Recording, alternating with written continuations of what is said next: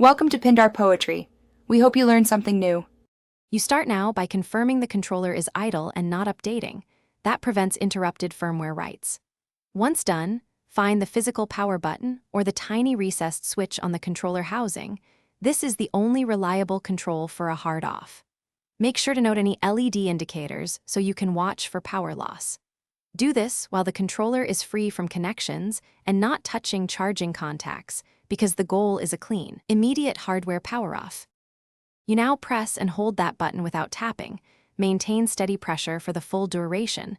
Most controllers require about 8 to 12 seconds.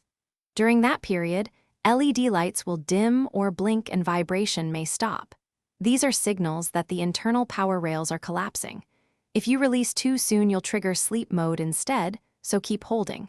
Once the lights are fully off and there's no haptic feedback, the hardware has completed the hard power down sequence. You finish by verifying the controller is truly off.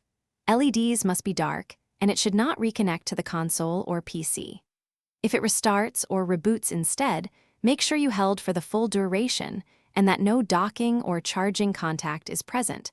Then repeat the hold to power off. If the controller remains unresponsive after a proper hold, perform a battery removal or power cycle via temporary disconnect. Persistent failures indicate a hardware fault, and you should seek manufacturer support. Thanks for watching. Consider subscribing if we helped you.